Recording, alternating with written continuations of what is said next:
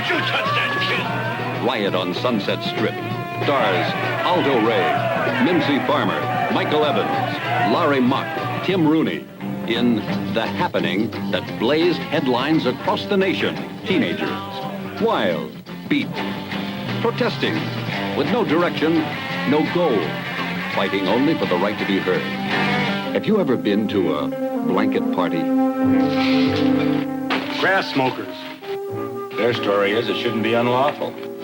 Come on, get with it. Let's go to a freakout.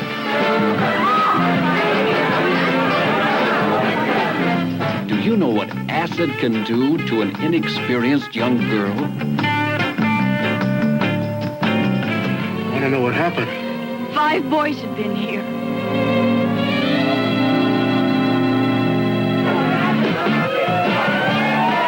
The most shocking film of our generation. We're not talking about actors. We mean a real monster. I brought her back. She'll live and I'll get her another body. They're going to kiss me, but don't let anyone see me like that. Please, doctor, help me. Biologically speaking, it's of primary importance that man should want to mate. Hey, that hurts! You don't get all your kicks from surfing, do you? We want to be free to ride our machines without being hassled by the man. And we want to get loaded. You think you're gonna make a slave of the world? I'll see you in hell first! The American International Podcast. Are you ready? Welcome to another edition of the American International Podcast. I'm Cheryl Lightfoot. And I'm Jeff Markin. And in today's breaking news, there's a riot on the Sunset Strip. Actually, that's the name of the movie. It's from 1967. Riot on Sunset Strip was directed by Arthur Dreifuss, written by Orville H. Hampton, produced by Sam Katzman for Leaf Productions. Riot on Sunset Strip stars Aldo Ray as Walt Lorimer, Mimsy Farmer as Andrea Dollier, Michael Evans as Frank Tweedy, Laurie Mock as Lizanne Barbrey, Tim Rooney as Grady Toss, Bill Baldwin as Stokes, Anna Mizrahi as Helen Tweedy, Hortense Petra as Margie, Schuyler Hayden as Herbie, Jean Kirkwood as Flip, Pat Ranella as Perry, Boris Lewis as Ainsley Ross, George E. Carey as Mr. Arno, John Hart as Pritchard, Dick Winslow as Curtis, and there's a special credit to the long hairs from Sunset Strip. And Riot on Sunset Strip will feature music by the Standells, the Chocolate Watch Band, and the Enemies. So the film opens up with police warning a group of kids about curfew. We see some footage from the actual riot on Sunset Strip, a real event that happened that inspired this movie. And then we break into more fictional footage. There's a narrator. So this is a pseudo-documentary. The narration tells us that this is a typical calm night on the Strip. And by calm, we mean people are really upset. We see the character of Mr. Ainsley Ross. He runs a antique store on the Strip, and he's complaining to the police about the kids. He wants the cops to do more to get rid of the degenerates loitering on the street. But that doesn't happen. However, they're not all on the street. No, some of them are inside Pandora's box. Yeah, this is a club for, I guess it's an underage club because they're allowed to be there. And inside this club, the Standells are performing the song Riot on Sunset Strip, which is a perfect song to run as the opening credits roll. They really lucked out. While the Standells are playing, kids in the club are dancing and having a great time. So now that we've been introduced to our locations, let's meet some of our characters. We're outside a high school. The narration says that this is an ordinary high school that could be anywhere, maybe your town. But of course, that's not true. Kids in the Midwest aren't hanging out at the Sunset Strip every night. The character of Grady Toss drives up in his car. It's a little 2-seater jalopy. He's here to pick up 3 friends. Well, 2 friends he knows of. His friend Flip and another friend Lizanne. And they're with a new girl in town named Andy. Grady offers to take all 3 of them home somehow. Thinks he's going to cram them all in his little car. Andy declines. Lizanne gets in. She sits on Flip's lap. I guess Andy, being the 3rd person, would have to sit on her lap. And that's just not sustainable. However, they do make plans to meet later that night. Yeah, Grady comes up with the idea that they go to Pandora's box that evening. Crazy. Andy tries to beg off, but she gets coaxed into coming by Lizanne. The only problem is they won't be able to pick up Andy at home. She requests to be picked up at Lizanne's house, which they're going to do right after chow. We don't see that, though, so we never do get to see how all 4 kids fit in this tiny little vehicle. It's a convertible, so you really can go up, but you can't go too far over. The narration tells us that kids today haven't changed much. When school's out, they plan their nights out. And on Friday and Saturday night, that usually includes a trip to the Sunset Strip. We're told that that's where teenagers and young adults with outlandish clothes and hairstyles come from a radius of about 100 miles just to hang out there. And walk around aimlessly, much to the disapproval of the older generation. Oh yeah, we'll get a lot of that. In the club, our 4 heroes are listening to the Enemies play the song Jolene. And no, it's not the one you're thinking of. It's a different one. They're sitting at a small table in the corner. And Perry, the manager at Pandora's Box, notices Grady pulling a flask from his boot and adds its contents to their diet drinks. He busts them pretty easily by sniffing one drink. He takes away everyone's drink at this point, even though Andy had said no to getting her drink spiked. Look, I don't make the rules, Grady. If you want a little blast in your diet drink, I can understand that. What are you, Gestapo or something? The manager, honey. And I have to live with the police department. If one of them took a sip of your drink instead of me, that's all, brother. They padlocked me so fast. Now, minors drinking in my place. Andy looks pretty alarmed at the fact that there could be this much trouble for her. She seems like a good kid, and she doesn't want to get mixed up with bad ones. We cut briefly outside where police in their squad car are receiving a call. They're being called to a house. And at this house, they find a couple of kids smoking pot. It's not their house. They broke into it, but that's probably what they're in trouble for. However, smoking pot is illegal. This is 1967 after all. They try to protest. They say people made pot illegal because they don't understand it and that they're better off squatting there getting high than driving drunk and killing each other. Because I guess those are the only 2 options for teenagers. But that argument doesn't hold against trespassing, and that's what they're booked for. So as the cops bring the miscreants up into the station, a matronly woman is hauling her daughters down the steps, pinching their ears. She's scolding them for lying about being at a slumber party and for their appearance. She says they would make Dracula look like a fairy princess. But even though the outfits the girls have on are kind of stupid looking, they're not that bad. She sees the police and asks them to scare her daughters straight. She wants them to lock up her daughters. She calls them tromps. But the officer says he's already got his hands full. So Mother has no other choice but to drag the girls home. They were probably better off in the police station. Inside the station, Detective Walt Lorimer is being interviewed by a news reporter named Stokes. Stokes believes that these kids are out there drinking and doing acids. Yes, he said acids. Stokes asks what is being done about the kids gathering on the strip. And Walt says that assembly, while potentially a nuisance, isn't really illegal. He goes on to say that when it becomes necessary, the police will handle the situation. And in fact, there are perpetrators being booked right outside the door right now. But Stokes wants to stir the pot a little bit. He asks about this hands-off approach and waiting for things to escalate before taking action. He elaborates to ask about the damage being done, kids rocking buses, destroying property, annoying innocent passersby.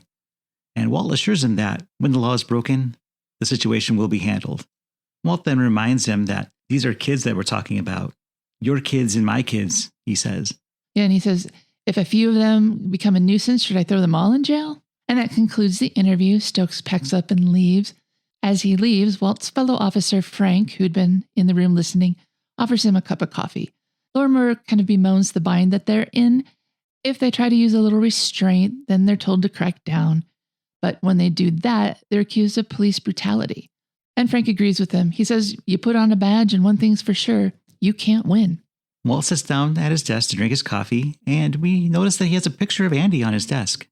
Now we're back with Andy and the gang at Pandora's Box. They're just sitting there listening peacefully to the Enemies playing I'm Leaving You. That's right. But outside, a tiny little protest is starting up. A few hippies are ambling down the streets carrying signs with slogans like rights not fights and live and let live. So we're not really sure what they're protesting against. What we do know is that the business owners disapprove.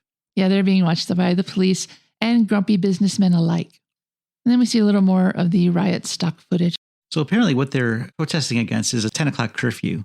I don't know how that would be affecting the businesses that much anyway. They wouldn't be open at 10. Why aren't they home? What they don't know won't hurt them. Some of these protesters enter the club, Pandora's Box.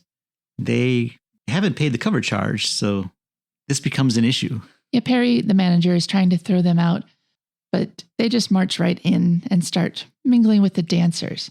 One of the girls who's dancing sees the sign that one of the hippies is carrying, and she says, "I'm with you." But her date says, "I'm not. I paid $5 to get in here." Perry, the manager, decides he's going to throw these hippies out. He grabs the one holding the sign by the neck, starts to pull him out, and that's when the angry guy throws a punch at him. That guy's Donnie, we'll find out later. And this starts a brawl within Pandora's box. We see one patron whose gender we couldn't quite pin down. They are reading a book. They look disgusted at the disturbance. Yeah, this person's face seems pretty masculine.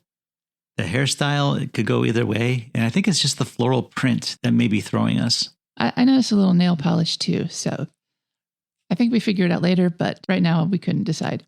Grady says it's time to split, and he knows the way out of there. So Flip, Lizanne, and Andy follow him out the back way. After Grady and the gang leave, we see two hippies just standing there holding signs that say, "Be nice and love one another." And I thought that was a really funny moment. So whatever route Grady led his group on, they come out through the bushes, right near where they parked. But unfortunately, the police are there waiting for them. Grady asks the police if they're going to give Grady a hard time about being past curfew. The cops ask to see everyone's ID. Grady and Flip provide theirs, proving that they are, underage. And the cops tell them to go over to the car. They ask Lizanne for her ID, and she says she doesn't drive. And Andy says she doesn't drive either. So they ask the girls' ages, and they're both 17. And then their names, of course. One of the cops is frisking the guys, and he finds the flask in Grady's boot. He says, well, what's this? And Grady says his old man is going to blow his mind. And just for the record, his dad, the actor, is Mickey Rooney. So imagine him angry. So now we're at the police station, and all four of these kids are being booked. The desk officer, after taking a whiff from the evidence, the flask, calls out each of them by name. And he asks for each of their phone numbers so that their parents can be called to collect them. The music swells melodramatically as we zoom in on Andy. She looks pretty concerned. She's seen the name Walter Lorimer stenciled on one of the doors. So she looks even more scared at that point. Flip says, "Don't call. My old man's never home at night." But everyone is given their number except her. She can't give one. She needs to see a phone book first. So one of the sergeants goes to get her a phone book. Another girl who had been booked is being picked up by her mother. The girl insists that we were only dancing this time. So Andy has called Helen Tweedy, an old family friend. They haven't seen each other in 4 years, 3 months, and 2 days. Helen says that she was surprised to get a phone call after all that time, and Andy says she didn't know who else to call. Helen's going to take her home and asks what direction, but Andy says she doesn't want to cause her any more trouble and just wants to be taken to the nearest bus stop. Helen tries to say that it's no trouble at all, but Andy's adamant she doesn't want to ride home, and we're about to find out why. Back inside, Grady's father has come to pick him up, but first he has a few choice words to say to the police officers. Picking on a lot of little kids out having a little fun. Why don't you go after some real criminals? The gangsters and mobsters that are strangling this country. Maybe a few murderers. Now you're too chicken for that. Stir up a little too much grease around here. Pop, will you cool it? Don't you tell me to cool it. Dragging me 40 miles from my garage in the middle of the night to come out and get you out of the clink. Peace officers. Why you jokers couldn't keep peace at an old ladies' church social? All right, mister. Do us a favor and take your boy home, and yourself too. He's about as mad at the police as he is at his son. Frank sees all this, and it makes him laugh a little bit. He goes into Walt's office, asking Walt if he has any plans. And Walt says just because he's a bachelor doesn't mean he's free. Frank says that Helen had called and asked that he bring Walt home for a little snack. She didn't just ask, she ordered. Walt praises Frank's choice of mates while putting on his jacket. And Frank playfully threatens to put him in handcuffs to make sure he goes home with him. And then Walt asks when Frank is going to read him his rights. And Frank says that with a woman like Helen, nobody has any rights. And they leave. And we see that Andy has finally made it home. Her mother, who is a real piece of work, meets her at the door. That she is indeed. She looks about, 65 years old. She's got pink hair dye, though not consistently applied through her hair. And she's really, really drunk. I think we should mention that the character of Andy's mother is Margie, portrayed by Hortense Petra. And in real life, she is the wife of producer Sam Katzman. Well, she's a hoot. She's screeching at Andy for being up late and slurs at her to come in because she's just wearing a nightgown and she could catch her death of cold. And then we go to Frank's house and we see that he, much like Mr. Rogers, puts on a sweater to lounge around the house. He's having coffee with Helen and Walt. And they're discussing the difficulties so many kids are having coming from broken homes. Well, Frank is complaining that he should be arresting the parents and not the kids. But Helen does say that a good number of them come from broken homes, which I guess automatically dooms you to a life of delinquency. This does strike a chord with Walt because he hasn't seen his daughter in over 4 years. Another note, it's unlikely that Frank and Helen would have had a listing in the phone book with him being a police officer. That's true, but maybe Helen did, under her own name. There's a lot of unlikely things that happen in this movie. We just got to keep pushing on. Walt says that he doesn't even know where his ex-wife and daughter are currently living. Walt freely admits that, it's been 4 years since he's seen his daughter. His only contact with her is sending support checks to the court that get forwarded somewhere. He has no idea where his daughter lives, and that surprises Helen. Walt says that they don't want to see me anyway, so what difference would it make? And that's when Helen drops the bomb. She saw Andy tonight. Walt perks up and says, "Really? Where?" And she tells him tonight at the station house. She's really drawing out the reveal here. Walt assumes that Andy was there to see him, and he wonders why she didn't wait for him. Helen says that she hadn't come to see him. Then instead of elaborating, she explains how when they moved there from England and Frank had joined the force, everyone made fun of him except for Walt. It looks like Frank knows the rest of the story, and he tells Ellen to not say anything, but she presses on in the name of that friendship. Walt's getting pretty impatient here for the rest of the story. And then Frank finally tells Walt the real reason that Helen insisted that Walt come home with Frank. It's to tell him about Andy. And now Walt's really upset because he's jumped to the conclusion that Andy was in an accident. Helen and Frank look at each other, further drawing out the suspense. Then they finally divulge that Andy was picked up near Pandora's box. But it was just a curfew violation. And Walt is palpably relieved at this. But he still doesn't understand why she wouldn't have seen him. And Walt wonders why Andy didn't call him or her mother. And Helen says that he's the last person she'd have wanted to see. But still, he needs to help his little girl because her mother can't or won't. And Walt wants to know where Andy lives now, but of course Helen has no idea. Walt says that it's easy enough to find out. That's one of the benefits of being a cop. And he had told Helen and Frank that he and Andy were very close before the divorce. And Walt says that he never used his cop powers to find her before. He didn't want to stick his nose in where it wasn't wanted. And that's not really making sense to me. If they were very close, I would think that he would have stayed in touch regardless. But Walt is glad that Helen did stick her nose into this. So the next day, Grady is picking up the others after school again. Lizanne says they could go out again to Pandora's box tonight. But Andy doesn't want any more trouble, and she says that she doesn't think she can make it. Grady says a curfew violation isn't a big deal. He says it's like the measles. Once you have them, they don't bother you anymore. Yeah, unless they make you go blind or they kill you. But Andy says, just don't count on me for tonight. Lizanne takes her aside to find out what's what. Lizanne seems to know about Andy's home situation and asks her to reconsider about coming along tonight. Andy leaves and Lizanne returns to the boys. They want to know what Andy's deal is too. Lizanne says that Andy's mom is a juicer, which to Grady is worse than someone who does drugs. Flip says, grown-ups, you can't let them out of your sight for a second. He asks if her old man is messed up too, and Lizanne says that he's been like the invisible man the past few years. Yeah, so she can't say. Then they take off.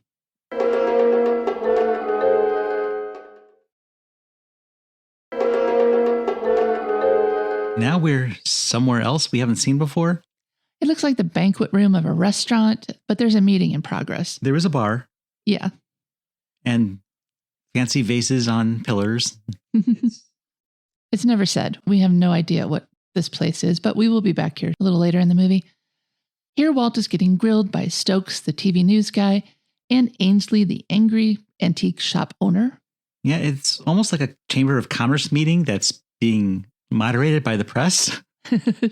Yeah, we're not really sure.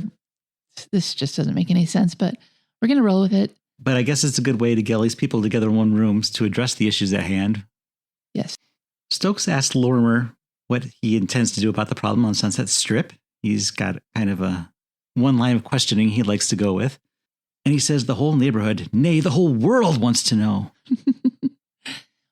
Walt's solution, well, he doesn't have one, and that doesn't make anybody very happy. Ainsley's furious. Lorimer is the watch officer, so all the business owners have to trust their future of their businesses to him. His problem is hippies don't buy antiques. And they're scaring away the other customers, obviously. Another business owner, Mr. Arno, says that we're not allowed to take the law into our own hands. No, society frowns upon that. It does. And then they all begin to fantasize out loud about going after them with barber shears and cutting off their long golden locks. Yes, this is a very weird conversation. Ainsley wants to, like you said, get all the long-haired Goldilocks boys rounded up and cut off their hair. And then Mr. Arno says, yeah, why not bathe them and give them shoes? And it's just really getting to a weird area. At least Ainsley does dismiss that last idea as sadistic. I don't know. It seems like they're into it. Perry, the club owner, is there too. He asks if that would solve the problem. He's pretty angrily. He says if you chase the kids off so you can make another mint at your fancy antique shops and plush restaurants, then he'll lose business. And that makes Ainsley big mad. He tells Perry that if he and others like him hadn't opened up these dives catering to these kids, they wouldn't be hanging out near their businesses and driving down property values. He also says that he was there before Perry had even heard of the Sunset Strip. They were paying taxes. And now that Perry has his filthy little dive for the young morons, their business is shot to hell. Lorimer is watching this entire conversation, but not contributing in any way. No, he's letting the business owners fight it out. And then Perry asks, where do you expect these young morons to go, if not filthy little dives? What are they supposed to do? Stay home and watch TV while their parents are out making the town? Ainsley doesn't care what they do as long as they're not ruining the strip. There's almost a fight here, but Walt breaks it up.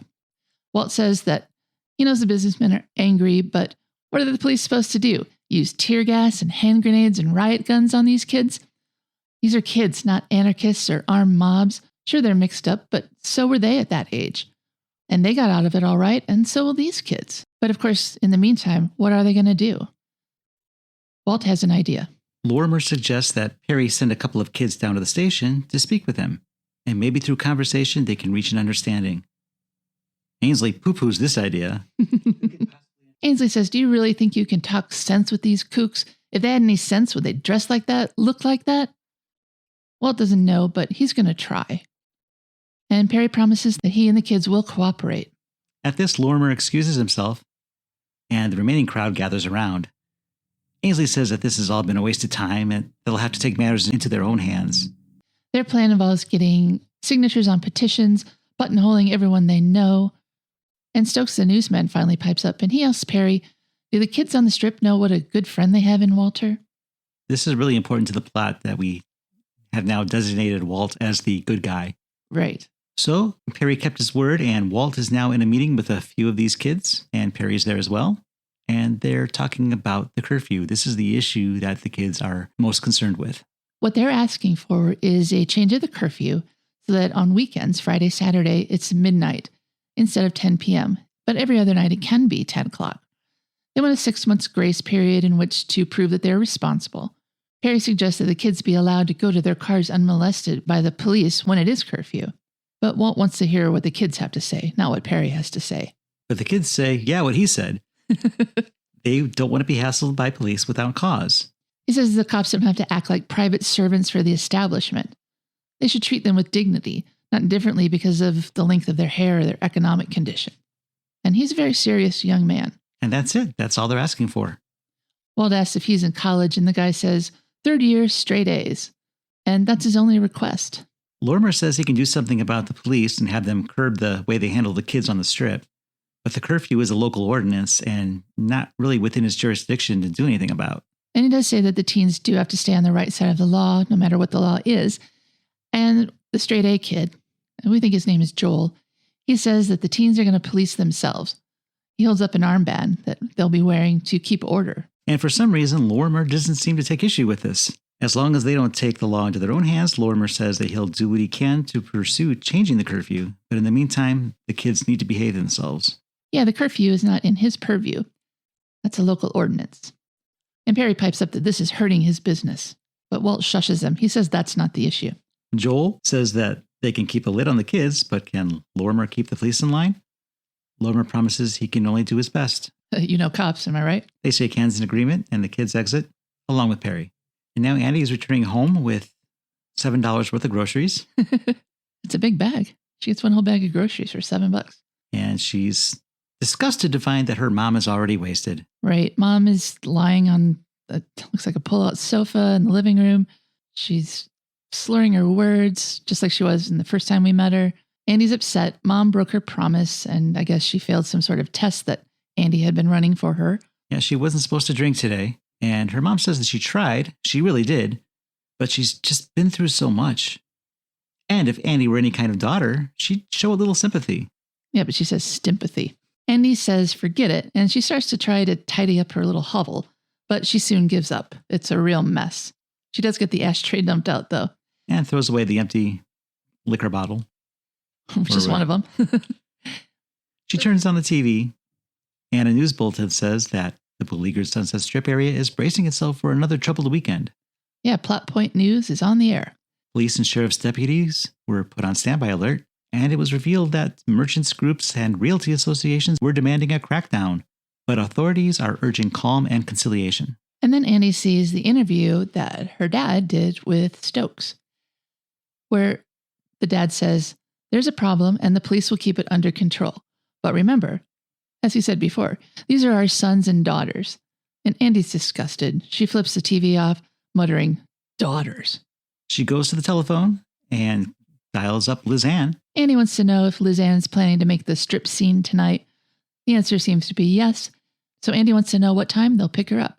She's got to change first, though. So at Pandora's Box, we are treated to the Standells performing Get Away From Here. We briefly cut to the exterior of the club to see people milling about, and the music dissolves into the Chocolate Wash Band performing Sitting There Standing. And we go back into the club to see them perform. And then the children dance. The lead singer seems to be very Mick Jagger influenced. He's getting his Mick on, that's for sure. We see Grady flip Liz Ann and Andy walking into the club. They go down the stairs. And once they're down there, they see Herbie. Liz Ann said that he's a movie star kid with one dad, many moms, lots of money, and no supervision whatsoever. The Chocolate Wash Band goes into Don't Need Your Lovin', and Grady introduces Andy and Herbie. Herbie tells the girl that he was sitting with to fly away. Bye-bye, Birdie. Her name's Birdie. Yeah, fly away, Birdie. And he asks Andy to have a seat. Herbie's very taken with Andy. Liz Ann, Flip, and Grady go dance, leaving Andy alone with him. While they're listening to the Chocolate Watch Band, a little skirmish breaks out, which is quickly quelled by the kitty cops, the patrols that were mentioned earlier. Now they're patrolling all of the club, so there'll be no spiking of drinks here. Grady complains about the junior Gestapo, but Flip says they're trying to stop the cops from busting them. Andy and Herbie are sitting together in silent contemplation. They're not talking to each other. As the Chocolate Watch Band finishes their tune, Donnie, who we saw earlier, he started the brawl the night before, runs up to whisper something to Herbie. The rest of the gang come over to find out what's the scene. Herbie whispers in Andy's ear, and whatever it is doesn't make her look very happy. Apparently, Donnie's got a place set up for a freakout. Grady's interested, but wants to know who's bringing the acid. Herbie says he came ready to fly, and Grady says he'll go get his wheels, but Donnie says they don't need him.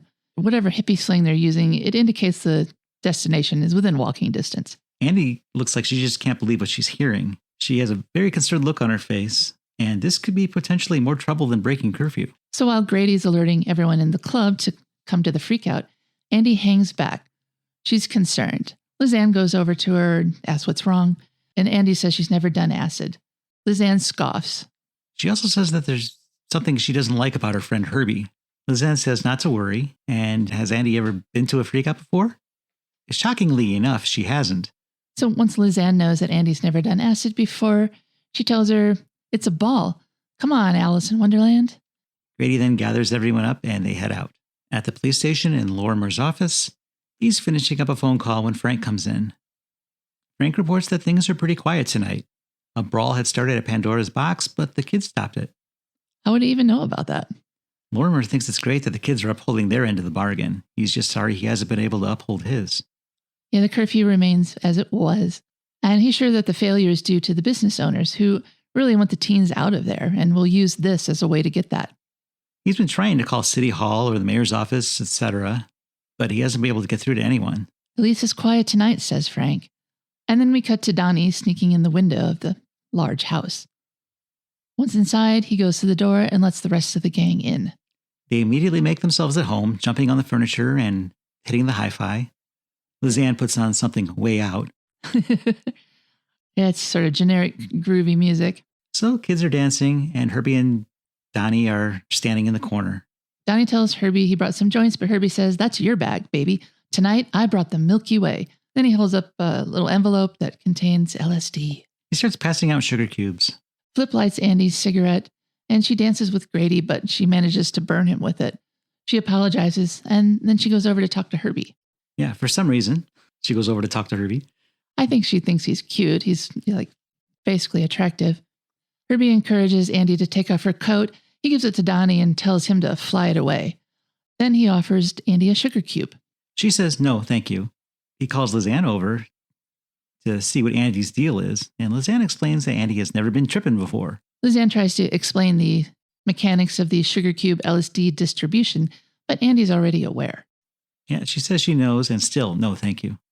Herbie takes Lizanne aside and asks what Andy's doing at this clam bake, and Lizanne denies knowledge of why Andy's there. She's pretty rude, if you ask me. Yeah, she says, "Don't look at me. I don't know her any more than you do." That's not true. I thought they were friends. So Lizanne slinks off and tokes on a joint. Herbie goes behind the bar. He starts pouring a drink, and in that drink, he dissolves one of his sugar cubes. He takes it over to Andy and says that he knows that she thinks that they're all weird, and she says she doesn't think he's weird at all. And he says, "Well, then I failed because I try very hard to be weird." I think he's weird, so he's doing it with me. Then Herbie says to show there's no hard feelings, he brought her a drink.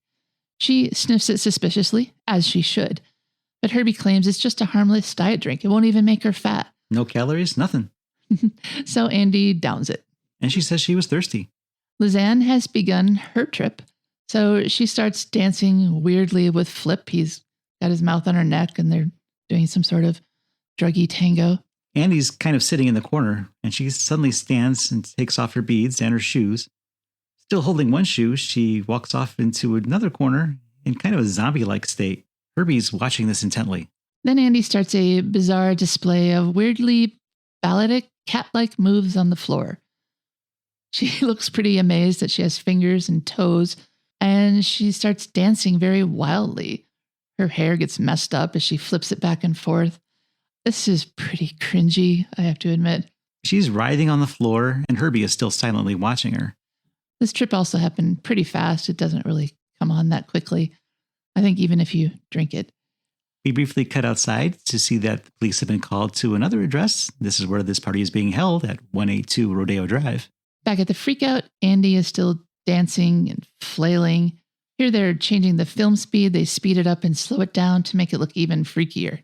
Donnie goes to make a grab for her, but she bounces away and then continues doing her awkward dance. Donnie does manage to finally get a hold of her and starts to take her upstairs, but Herbie stops him and says, "Who do you think set her up?" So Herbie's the one who gets to take her upstairs. This is a rough scene. I apologize. Trigger warning and all of that. He drags Andy upstairs, flops her on the bed. He tells her she's beautiful and then moves in. And we see that she seems to be under the covers, naked. He's got his pants on only. The subtext doesn't come right out, but he's raping her now. And twice during the sequence, we cut away to see Lizanne laughing downstairs. Yeah, very hyena-like. And then, God, this is so awful. The doorbell rings and Donnie lets in 3 friends. He explains that she's upstairs, and then one of them heads on up. At this point, the cops roll up. They park outside and put a call into the station where they talk to Walt and Frank, who decide that whatever happens, they need to be on location. And the patrol should hang back until they get there. He doesn't want this incident to add any fuel to the fire. So he's going to head out there, and he's bringing Frank with him. As they're leaving, Stokes is hanging out at the police station. Yeah, he's a news anchor, but I guess he does a cop beat at night. But they're not going to be telling him about what's going on right at this moment. He wants to come along, too, and they're not going to allow that either. At least not this time. And they rush out. So Walt and Frank arrive at the house on Rodeo Drive, and the officers are actually surprised to see that Lorimer herself is there. The officers say that no one has come in or out of the place since they got there. And inside, we see Donnie walking down the stairs, and he's buttoning up. Ugh. He's adjusting his clothes. Outside, Walt cautions the other officers against any police brutality, tells them no guns, no sticks. Remember that these are kids. Right. Donnie's trying to leave. He opens the front door, but he sees the cops and goes right back in. He alerts everyone, and someone shouts, "Kill the lights!" And the police realize they've been spotted. The kids all run out the back, except for Lizanne, who finds the situation too funny to do anything. Yeah, she's too dopey to run. She does finally make her way out a window, laughing all the way. She's easily scooped up by the cops, but the rest of them have got away. Grady led some of them over a fence. Lizanne is still laughing as the police that found her on the ground are bringing her over to Walt. And the police explain that all the kids left through the back, and this is the only one they managed to catch. Walt goes in the house and looks around. He picks up something from a chair, probably a joint, sniffs it, puts it in his pocket. He calls out for Frank, and then he finds his shoe. Frank's upstairs, and he yells that he's coming down. Frank comes downstairs looking like he's seen a ghost. Walt asks what's happening as the music swells. Again, Frank can't muster up the words. He's going to let Walt dangle on this one. Walt wants to know if a cop hurt a kid, but Frank can only hint that another kid hurt a kid. He begs Walt not to go upstairs, but since Frank really won't tell him anything, Walt is kind of a man on a mission at this point. Yeah, he says, don't be ridiculous, and he goes upstairs. He ends up in the same bedroom that we were in before, starts poking around, and after a second, he spots Andy disheveled in the bed, nude beneath the covers. He recognizes her right away, and I'm not sure that I would in his situation. It's been over 4 years since he's seen her, and she's in kind of a disheveled state, and I certainly wouldn't have been expecting to find her there. Right, yeah, it'd be a big surprise. Although he didn't know that she was around and in trouble, so maybe it wasn't that big of a surprise. Anyway, Walt asks Andy what happened and if she's all right, and she just kind of repeats back what he said.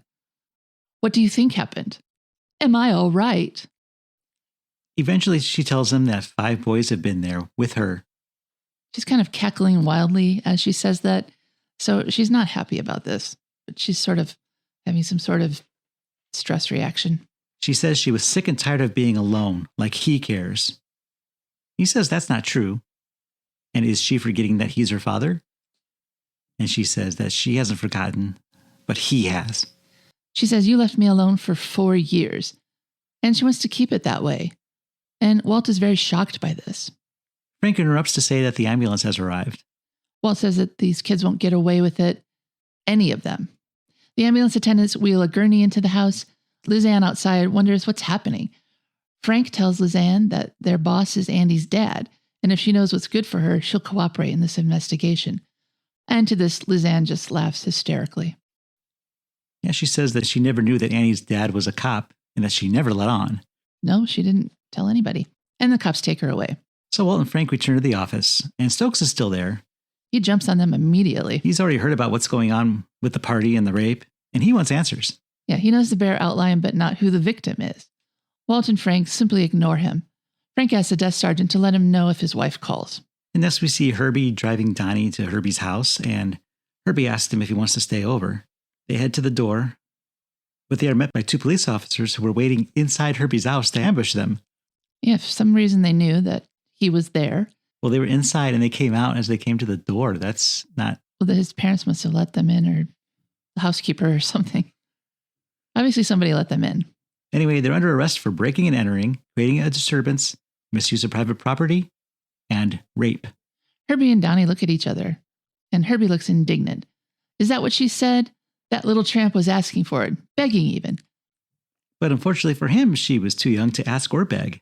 You ever hear of jailbait, says the cop? Well, you're about to find out what it means. Herbie just wants to know who was the rat fink that squealed on them, basically confessing to the crime. Right. The cop says, does it matter? And then the cop reads him his Miranda rights, because he has to. When he gets to the part where an attorney will be provided should they be unable to afford one, Herbie says crazy, and Donnie says far out. And then the cops haul them off. Walt is in his office. He looks distraught. Frank comes in, and Walt asks if there was any word from the hospital. Frank says no and tells him to stop blaming himself. The fault really lies with Andy's mom. Walt gets up, and Frank asks where he's going. Walt says he's going where a father should be. And on his way out, he passed the desk. The desk officer announces that 3 rape suspects have been brought in for Andy to identify, but the doctor says she shouldn't be disturbed yet. Walt hears this, and he's off. Frank tells the desk cop to have them brought in so that they can be booked. He wonders what the big rush is. He looks up and sees that Walt is now gone. So Frank kind of commandeers a squad car and has them take him to General Hospital Code 3. Stokes is following behind and sees this. At the hospital, Walt goes up to the nurse's station. The nurse asks Walt if he's working late, and Walt says no, he's there for a patient. Andrea Dollier. When she hears the name, the nurse looks really concerned, and she dials the nurse's station where Andy is located. Walt hears 3 boys laughing and talking about the awkward situation they're in. Can you imagine them nabbing us for something like this? Walt looks over to see them. One of them asks, what makes this chick any different from the rest of them? And at this, Walt is incensed. We should note that these 3 kids are just sitting in the lobby with no supervision whatsoever. Right, they could have left. They could have done more damage. No one is watching them. Well, right now, Walt is. Yeah, but that's just a coincidence. Walt goes over, calls them lousy, filthy scum. They're punks. And he grabs one and starts punching him. Yep, it's clobbering time. Everyone looks shocked. The nurses, the other kids. Then he starts beating up another one. The music on the soundtrack is having a swell time, though. Yeah, there's some like Batman fight sound effects going on here. One of the nurses calls for help. And at that, a motorcycle cop comes in, along with another patient with the arm in a sling. And his head in a bandage. We don't know why he's there. No, but he likes a good show. That cop pulls Walt back, and Walt turns around and slugs him. And it's this moment that Frank enters with one of the officers who drove him there, I presume. Frank looks really disappointed in Walt, and he informs these other cops that this is the head of the Hollywood division, and to let Frank handle this. Walt tries to apologize. He couldn't help himself once he heard them acting like it was no big deal. He did what any father would do. And at that, Stokes suddenly appears and says, I heard that. Walt asks Stokes if he doesn't have any feelings. They raped his daughter. She's not even 18, and they took her, and they fed her drugs, and they raped her. The nurse says, oh, God. Frank asks Stokes not to report this, but Stokes says he has to. Because if he didn't, those boys would probably blab to the press, too. He just shrugs and says, it's news. Yeah, no feelings whatsoever.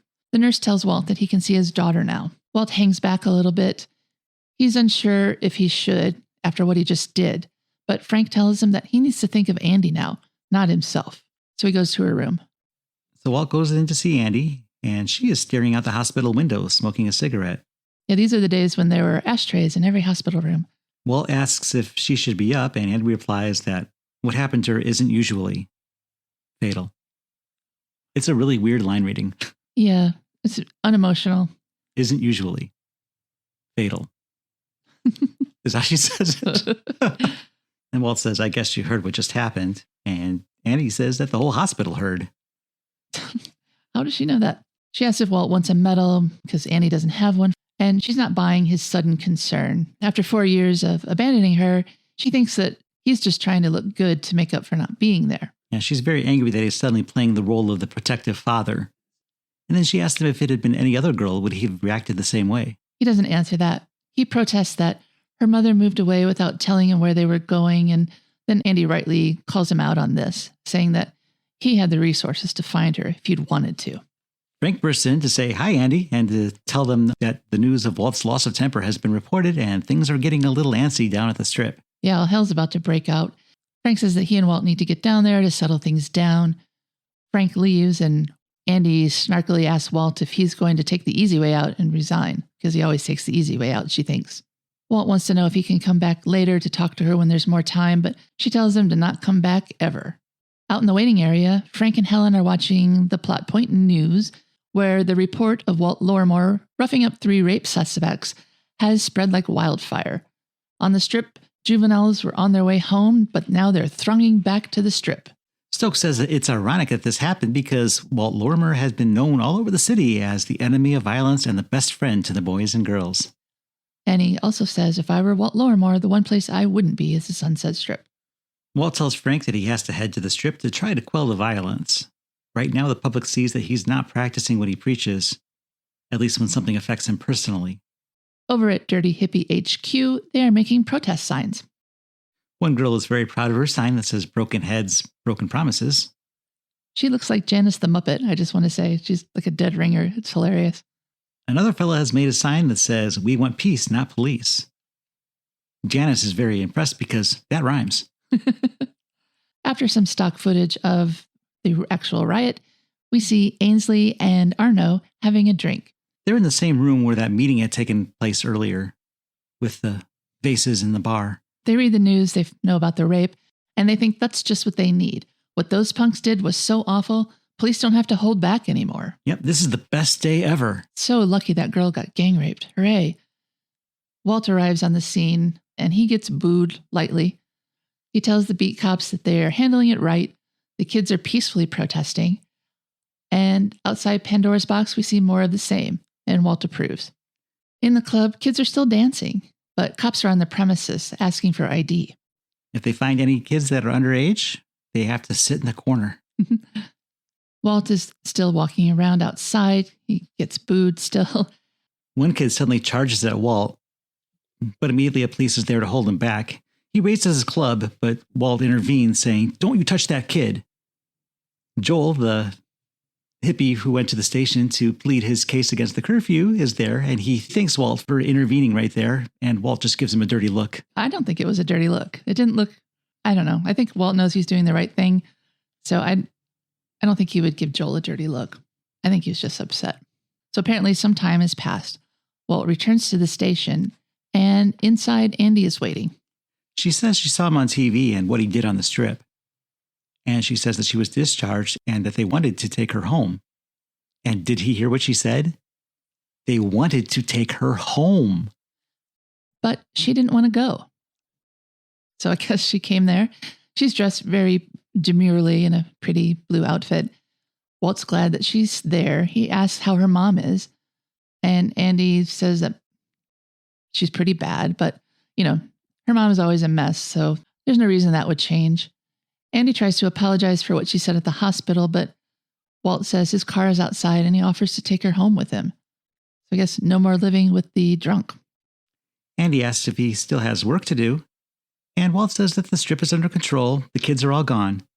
And Andy asks, where will they go? And Walt replies, I only wish I knew. Yeah, the narrator jumps in at this point, and the narration says, that is the question. You can close down the clubs, impose curfew, arrest them, punish their neglectful parents, but one fact remains. Soon, 1/2 of the world's population will be under 25. They must go somewhere. Where will they go? What will they do?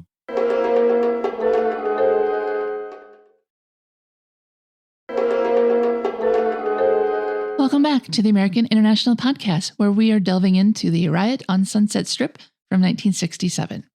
The Riot on the Sunset Strip was filmed and released within 4 months of the late 1966 Sunset Strip curfew riots. And the history of the riots is that in response to underage drinking, drug use, and traffic congestion, the Los Angeles City Administration imposed a 10 p.m. curfew and laws against loitering.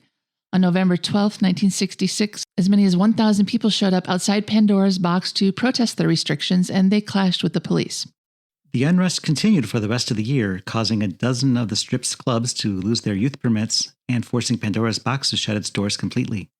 In addition to this film, the incident inspired the song For What It's Worth by the rock band Buffalo Springfield. On December 9th, 1966, Daily Variety announced that Sam Katzman's Four Leaf Productions had begun developing Riot on the Sunset Strip, about the recent Sunset Strip curfew riots being staged by young people in Hollywood. Principal photography began shortly thereafter under the direction of Arthur Dreifuss, as the December 20th edition of the LA Times indicated that filming was already in progress. Portions of the movie were filmed outside Pandora's box at 8118 Sunset Boulevard, Hollywood, Los Angeles, California, USA, the focal point of where the riots were centered, a strip of land that, at the time, was little more than a traffic island with this one building on it. It was condemned and demolished by the city not long after this movie was made. The interiors of the Pandora's box were shot elsewhere. And some other trivia that we found, we've already said that actor Tim Rooney, who played Grady, was the son of actor Mickey Rooney. Katzman also reportedly cast Diane King, the daughter of actor David Jansen, to make her motion picture debut in this film, but we were unable to confirm her participation in the movie, and she doesn't appear in the film. According to the December 22nd, 1966 issue of Daily Variety, Bill Baldwin Sr. played the mayor of Los Angeles. The December 19, 1966 edition reported that the $500,000 production was completed in Los Angeles, California in just 12 days. Pandora's Box nightclub owner Bill Tilden served as a technical advisor on the picture, which included stock footage of the protests. According to the December 21, 1966 edition of Daily Variety, The soundtrack featured music by the Standells, the Enemies, the Chocolate Watch Band, and Deborah Travis. Due to Katzman's longtime association with MGM, that studio was first reported as his top choice for distributor over other offers from American International Pictures and Columbia Pictures. However, MGM wasn't moving fast enough to get the film into theaters in time to capitalize on the topicality of the events. On December 29th of 1966, Daily Variety reported that AIP had ultimately won out the bid for worldwide distribution with a 300 print saturation for an opening date of March 1st, 1967. That seems like a pretty big opening for an AIP film. Yeah, this film actually did pretty good. Songs in the film include Riot on the Sunset Strip and Get Away From Here by the Standells, Jolene and I'm Leaving You by the Enemies, and Sitting There Standing and Don't Need Your Lovin' by the Chocolate Watch Band. Is there a soundtrack album? There is a soundtrack album. The songs by the Enemies don't appear on it, and there are other songs on the album that aren't in the film at all. And this is probably an interesting place to note that by the time the film was released, the Enemies had broken up. But a year later, Corey Wells, the lead singer of the Enemies, would be one of the members of Three Dog Night. Oh, wow, I had no idea. A February 22nd, 1967 issue of Variety indicated that a trade screening was to be held 2 days later, and public screenings began around that time, as reported in the March 8th, 1967 Variety box office report. So that confirms the March 1st release date. They had a 7-theater opener in Toronto, Canada, while the March 29th, 1967 Variety listed second-week grosses in Portland, Oregon. The Los Angeles premiere was to be April 5th, 1967, and a New York City release followed many months later, on October 4th, 1967. Taglines for Riot on Sunset Strip include Meet the hippies, the teeny boppers with their too tight capris, and the pot partygoers out for a thrill, a new kick. See for yourself their mad world without law or license, morals or manners, God or goal. Meet Lizanne, a real beat broad with two tight hip huggers and two loose ideas. And the overly confident, the most shocking film of our generation. The Riot on Sunset Strip made $1,200,000 against the budget of $500,000. However, the film's reception caused producer Sam Katzman's son Jerry to say, "The day of the exploitation picture is gone. We learned that with Riot on the Sunset Strip. We learned that people are no longer interested in headlines." Mimsy Farmer, Gene Kirkwood, and Laurie Mock worked together on Hot Rods to Hell. That was a movie that came out that same year. And Tim Rooney's brother, Mickey Rooney Jr., played the instrumental surf music that played over the end of that film. So these are people that already knew each other. Other AIP films with appearances from actors from Riot on Sunset Strip include Aldo Ray as Walt Lorimer, who would go on to appear in Angel Unchained in 1970. Mimsy Farmer, who played Andrea Dollier, would go on to appear in Devil's Angels in 1967 and The Wild Racers in 1968. George E. Carey, who played Mr. Arno, later appeared in Chrome and Hot Leather in 1971 and The Thing with Two Heads in 1972. John Hart, who was Pritchard, had previously appeared in Diary of a High School Bride in 1959. Dick Winslow as Curtis previously appeared in Twist All Night in 1961. And Frank Alicia, Joel, had appeared in Bikini Beach and Pajama Party, both in 1964, Beach Blanket Bingo in 1965, and The Ghost in the Invisible Bikini in 1966. He would go on to appear in Mary Jane in 1968. All right, Jeff, we didn't get any reviews from this movie. I couldn't find any online that were contemporary. But I think we should give our reviews of the movie. So how would you rate Riot on Sunset Strip using our AIP scale, where A is awesome, I is intermediate, and P is pathetic? Well, though I probably shouldn't do this, I tend to look at these films and figure out what I might have done differently with the material to improve it, at least in my mind. And I'm going to say that Riot on Sunset Strip is fine, but my main issue was the music. The bands are all good. I like the songs by the Standells, the Chocolate Watch Band, and the Enemies. What I did not like was the score. It's very melodramatic. It swells at inopportune times. It tries to play with your emotions, and it's overwhelming. It's overdramatic. It's annoying.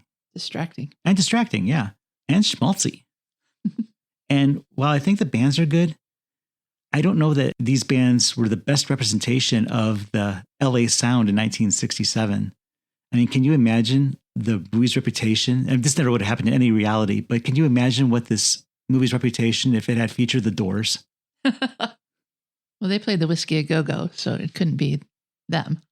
Not if it's going to be accurate, but I don't know how accurate this actually was. Now, I loved Mimsy Farmer's interpretive dance of an LSD freakout.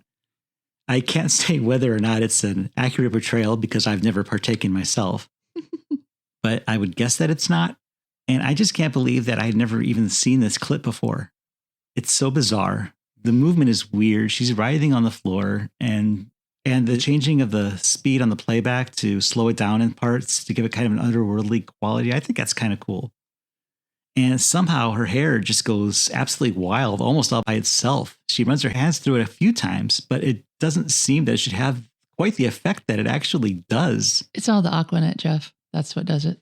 And towards the end of her dance, she's on all fours. She's not bending at the knees, and she's kind of bouncing up and down on her hands. And then she drops down, nearly missing the table and cracking her head open. And it's just, wow, what a finale. This is worth the price of admission. The narration on the film, I don't think it really works here. It makes it seem a little preachy, and I don't think that's its intention. I think it's trying to sound neutral and matter of fact, but it ends with posing those questions. Where are they now? What will they do? And I think this turns all of its intentions right on its ear. A year later, we would see the same device used with Paul Frees's narration in Wild in the Streets. And while the main difference is that on the latter, the narration was kind of tongue-in-cheek and so much more effective. And it's probably true that this is because Riot is a drama inspired by real events and Wild in the Streets is social satire. But that doesn't belay the fact that the narration feels out of place on Riot and Sunset Strip. I would have liked to have seen a grittier approach taken to the subject matter, a lot less melodrama, but we'd still have to find a way to keep in Mimsy's dance sequence. Maybe more narration to drive the story if necessary, and definitely a more nuanced score. And we could also drop the absentee father angle. It simplifies the message and says that, sure, these kids are a nuisance, but it's the result of their upbringing. And that's kind of an insult to the issue that these kids are dealing with. They're protesting a curfew, and it means something to them. And they're protesting the way they're being treated because of the way they look and the clothes that they wear. Now, becoming a type of person very different than what your parents were might be seen as an act of rebellion, but it can also be self-expression and finding oneself. It has nothing to do with how they were raised. And I don't believe that had AIP developed this project all along instead of acquiring it, that the absentee father angle would have been played up as hard. So this film is a good watch. I wouldn't say it's as good as Wild in the Streets, and it could have been much more powerful than it was. If it was a little less melodramatic, and the score, I can't go on about how much I hate the score, I would have given this a higher rating, but for me, this movie is an intermediate I. What do you think, Cheryl? I agree with you on a lot of stuff. I think AIP's, and I guess the original producers' attempt to capitalize on real-life events may have been well-intentioned, but this movie misses the mark both as a pseudo-documentary and as a teen-sploitation melodrama. To steal a line from the Buffalo Springfield song written about the same events that inspired the film, I think there's something happening here, but what it is ain't exactly clear. The problem is that this film straddles these two genres. AIP should have picked a true documentary film to distribute or a dramatization, but these styles don't mesh well, especially when the drama turned out so tepid and even silly for the most part. And I know this film was a rush job, but that only partly explains why it ended up being so poorly done as a chronicle of the events that led to the Sunset Strip riots. Sam Katzman wanted this movie to hit the theaters as soon as possible after production. And like you said, maybe if AIP had been more involved on the front end, they could have improved the script. AIP was known for fast-tracking movies from concept to finished product, but of course that never was a guarantee of quality. So who knows? Now that being said, just taking the movie as it is, like you, I didn't hate it. After the first viewing, I wasn't terribly impressed, but watching it again, I found a few things that I really did like about the movie. First, the music, the performance music, not the score, is really good. Especially since we're watching the performances, it's not just lurking in the background somewhere. Had they included more of this, I might have liked the movie more. It doesn't make sense that they would, but it was like a high point of the movie for me. And then second, some of the performances were so over the top that I found them amusing. Aldo Ray plays it straight all the way through, but the actors playing the local business people seem to be hamming it up a bit by suggesting they catch the Goldilocks boys and forcibly bathing them and cutting their hair. It's homoerotic madness, and it really made me laugh. And like you said, Andy's freak out, that was hilarious. And not to give too much away, but I have been around people who've dropped acid and even tried it myself, and I've never seen anything like that. And I'm convinced that no one involved with the production of the film ever saw anyone taking acid or had done it themselves. And they're just guessing what it was going to be like. But I still love Mimsy Farmer's really brave performance as a doped up cat, I guess is the best way to put it. And I loved Hortense Petra as Andy's mom. She didn't get a lot of scenes in the movie. She just had a couple, but she was a hoot. I love that they dyed her white hair pink in parts, not all over her. And she just was the caricature of a drunk mom. But I know she's there to make Andy look more sympathetic. But even so, I think she was a hoot. She does a really good job of portraying your horrible drunk mother. And I really like the sincere hippies negotiating with Walt Lorimer. It gave the movie some balance. There were good kids and bad kids. There were good adults. There were bad adults. The scene where they're painting their protest signs was really funny. They're obviously not hand-painted signs. They're like in fonts. They're professionally done. And the slogans were so mild and generic, like rights, not fights, live and let live, lovers, not fighters, be nice, etc., etc. But going back to the song for what it's worth, the lyrics do say the kids were singing songs and carrying signs, mostly say, hooray for our side. So I think they got that right. But the reason I can't give this movie an A is because of everything that happens after Andy's acid trip. First, we get a gang rape scene, and though it's not graphic, we don't see anything happening, we know what's happening. It's still really sickening to me. It has nothing to do with the historic events depicted in the movie. It's just there to scare the audience into thinking this is what happens when kids do drugs. Not that bad things never happen under the influence, because they do, but this is just a ham-handed attempt to scare the kids straight while also alarming the older generations.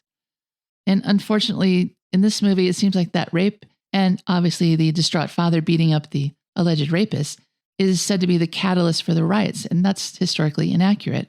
But even if it wasn't, the sequence of events in this film makes no sense. The news of Walt decking the unsupervised perps, who basically admitted to raping his daughter right in front of him, makes it to air with lightning speed and quickly becomes the spark for the elevated tensions on the strip. However, Walt is able to defuse the rioters and police in a matter of seconds, and then it's all over. It's called Riot on Sunset Strip, but we really see nothing of the riot happening. And the resolution with Andy happens way too fast. She somehow is privy to everything that Walt does on the strip via the news, and she goes from being bitterly angry at her dad's abandonment to fully forgiving him. And this all happens in an instant, and we don't see it happen. It happens off screen, so it really feels unearned. Andy also recovers completely from her traumatic experience, at least given what the film shows us. In the end, she's dressed more demurely and almost the better for what she went through. Like, she learned her lesson. And this redemption is rushed. It feels unbelievably easy. And it really is kind of an insult to people who actually have been assaulted. It doesn't just get better like that. A good script wouldn't have had such a pat ending. So even though this movie does have some high points, like you, I'm going to give it an I. It's better than the P it probably deserves, but this movie was fun to watch and the music is great. Except for the score.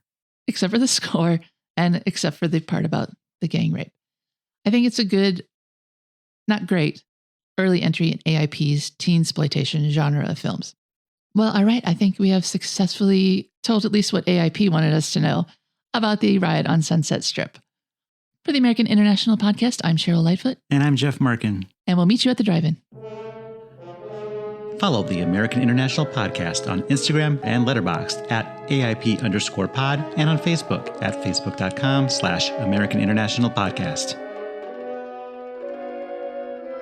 The American International Podcast is produced and edited by Jeff Markin. A man whose mind is distorted by hatred. And Cheryl Lightfoot. A girl hungry for too many things.